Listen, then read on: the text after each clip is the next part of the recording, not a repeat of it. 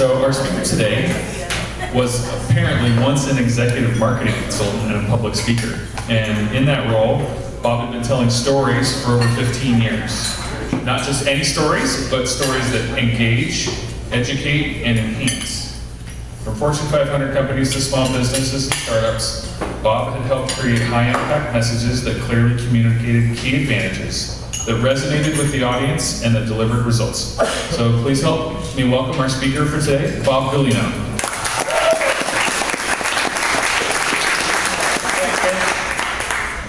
Good morning, everyone.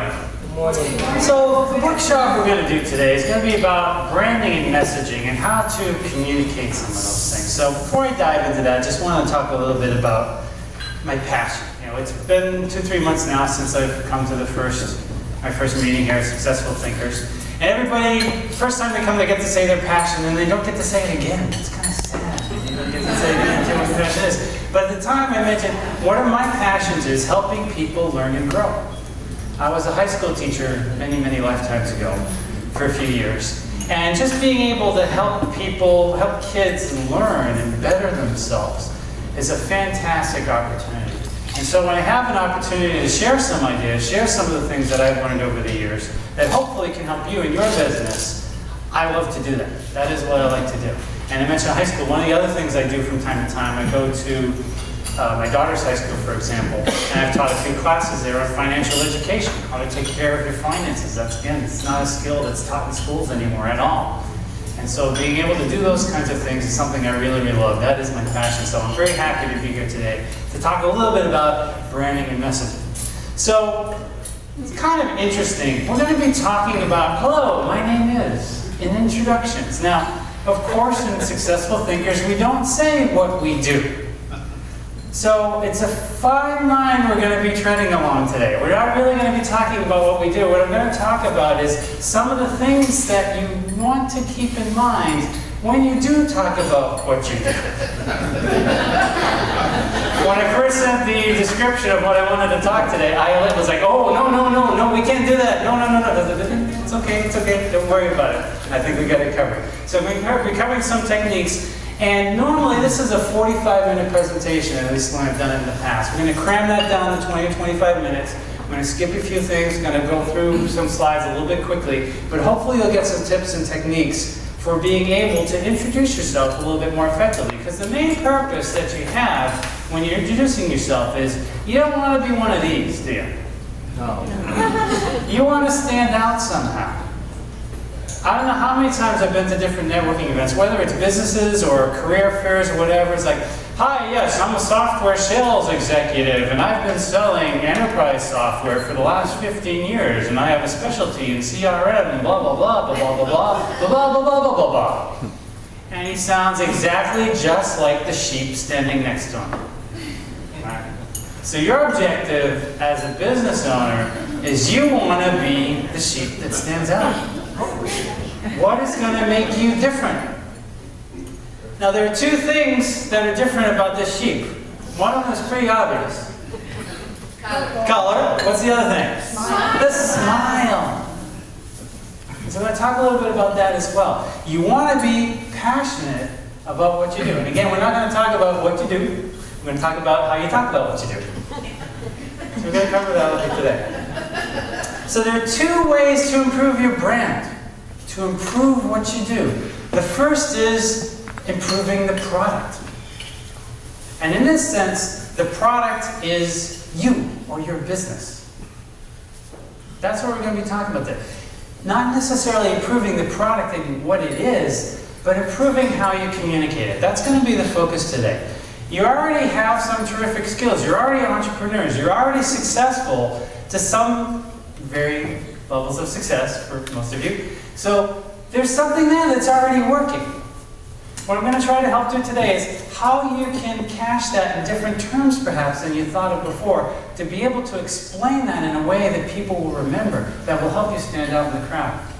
First thing I just want to go over very quickly, big difference. There is a big difference between features and benefits. Most people I think get this, but just to recap, a feature is what it is. The benefit is what it delivers, what it provides. A car has 4 wheels, a steering wheel, and an engine. The doors open and close so you can get in and out, and if you live in a warm area, you want air conditioning. Those are features. What is the benefit a car provides? It gets you from point A to point B. Right? That's the benefit. The other stuff, prestige, perhaps you drive a Mercedes, BMW, Jaguar, Toyota. Toyota? Yes. I don't know if I'd call prestige Toyota, but maybe some Toyota. But certainly, prestige for some people is a benefit. People who drag race, like big loud engines and squealing their tires on the road, that's to them a benefit. Not particularly for me, but for different audiences, there are different benefits. So part of communicating the benefit is not only what you think the benefit is, but more importantly, what your audience thinks the benefit is. Right? So the screeching tires and that 560 horsepower engine may not be a benefit for me, but it may be a benefit for somebody else. So again, you want to keep those things in mind. Key steps. Just in developing your message. The first is to reassess. And here we're going to go through a couple of things. You want to try to identify what is unique about your business. What makes your business stand out?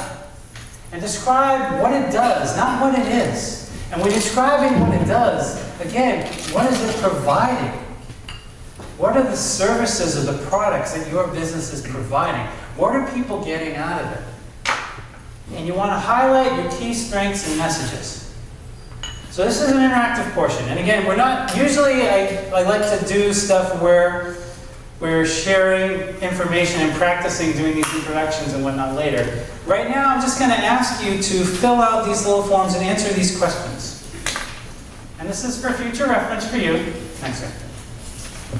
Just take a few minutes, think about some of the answers here, jot a few things down. Later on, if you want to practice with somebody who you've done a one-on-one with before, so they already know what to do, maybe you can do that after the meeting. Again, we're cutting the time short a little bit today, so we won't have the opportunity to do that. But I would like to give you a few minutes just to look at these questions, think about the answers, and think hard about what makes your business unique.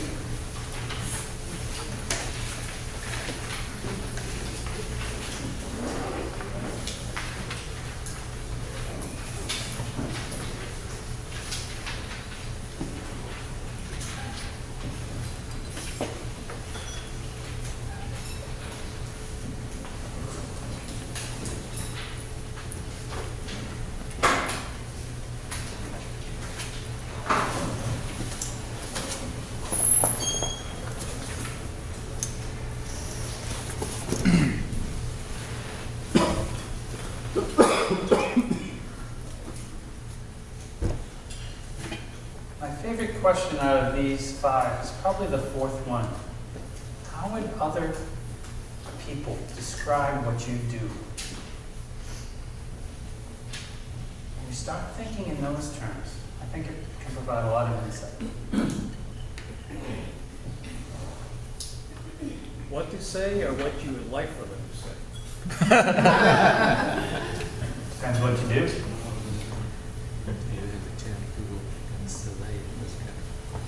I want to go back and correct them if it's wrong. If you're a psychiatrist, that might have 5 different answers. That's crazy. Point taken.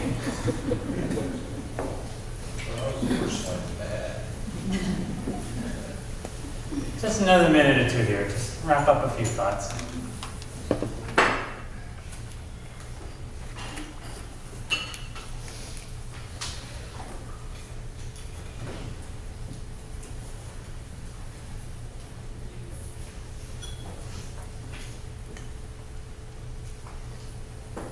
And as we're wrapping this up, I'd like you to think a little bit as well. We're not going to dive too much into this next topic too deeply today, but if some of the things that you're passionate about aren't necessarily aligning with some of the answers that you gave for these 5 questions, it might be time to rethink what you're doing.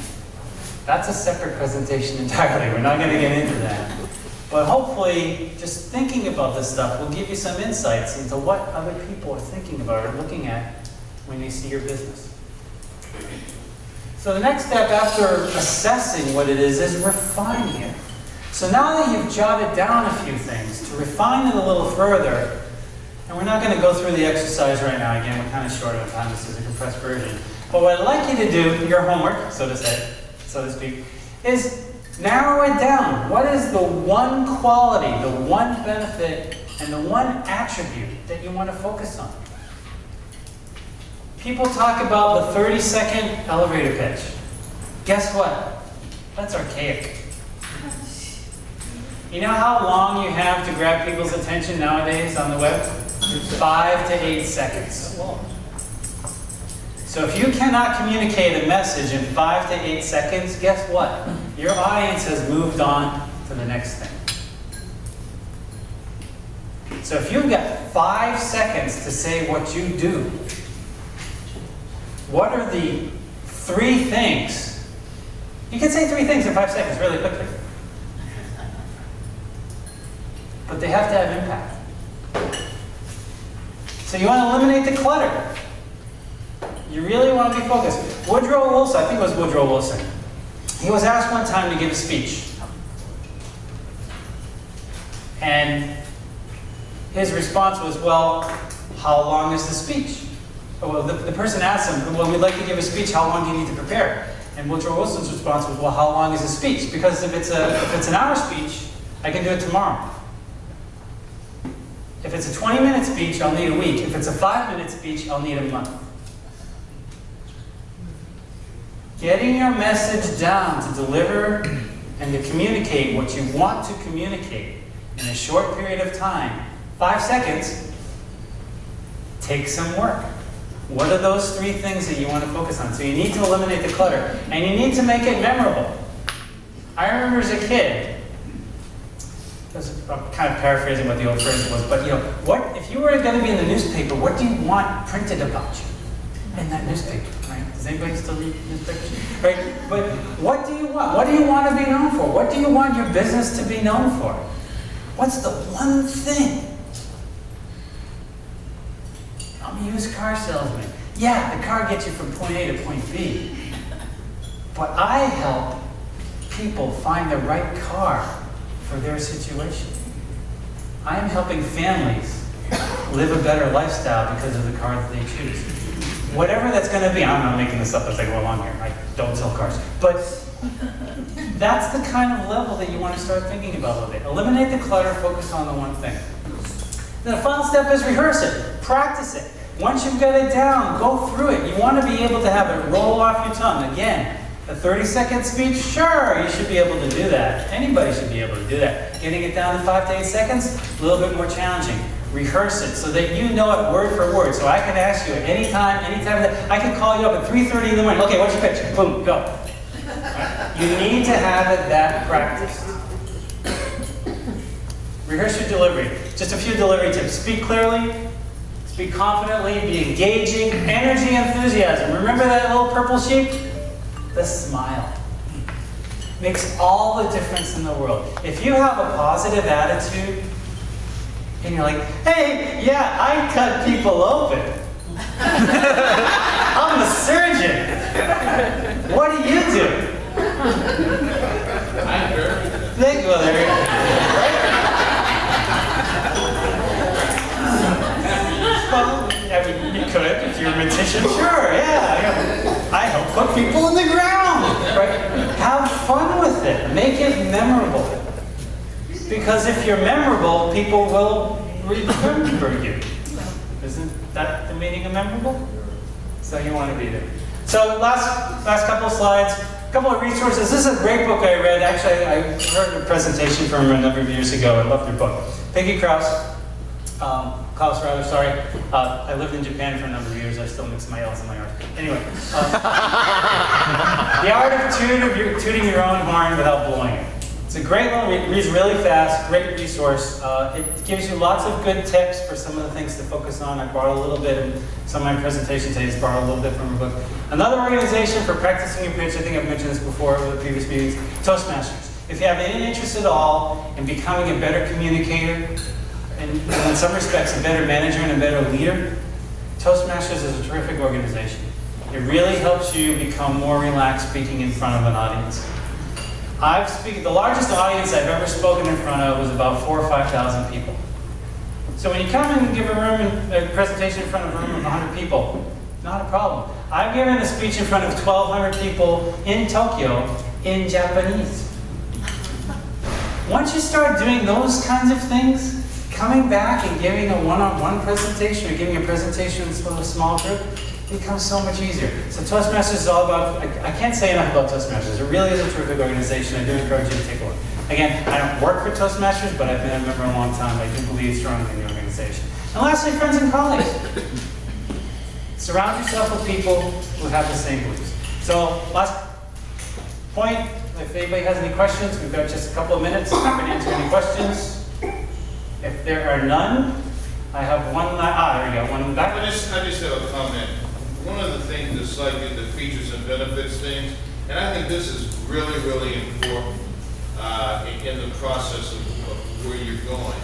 People have a tendency to learn about their product or service from training or whatever. Immediately they get on the market and they just have diarrhea in the mouth. And all they want to do is tell you about all the great features. Well, that may not be of interest to the audience you're speaking to. You first have to establish with them what are their concerns, what are their interests, what is their pain, how do you get rid of their pain. Then you only give them the features that they will benefit from to heal them. And many times it's not features plural, it's one feature that you want to focus on. A great example is Apple's commercials. I used to work at Apple a long time ago, but their marketing is top notch. It really is world class because any single commercial that you watch, there's only one message in that commercial. That's it. Yeah. What are they known for? Lots of stuff. Where the commercials stay, one thing. And yet you can, because of that, you remember it. So having that focus on a single issue does help make it more memorable. Yes. I just wonder, why did you recommend the book Read It Out? In that book, why do you recommend this book? Because I'm overwhelmed with a lot of books out there. You're overwhelmed with a lot of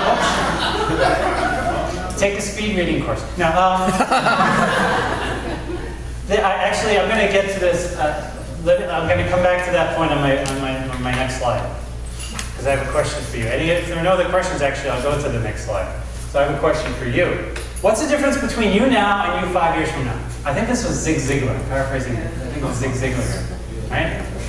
The answer is the people you meet and the books you read. That is the only thing that's going to change you from today to 5 years from now. And if you think 5 years ago what you were doing and what you're doing now, if you haven't changed that much, it's probably because you haven't met a lot of new people and haven't read a lot of books. So just something to keep in mind. So I recommend that book. Now, if you have a lot of other books to read, by all means, read the other books too. At some point in time, if you have a little bit of time, read that book. I think it helps people focus on some of the core issues that they need to be talking about when they're trying to put a pitch together. Personally, I like the book. Other people don't like the book. You can go read the reviews on Amazon. Some people like it, some people don't, but it's your choice. So based on your opinion, Sorry? what is the standard point for that book? The standard point for the book is all about how you present yourself in your business. Well, to me, is bragging about how to toot your own horn without blowing it.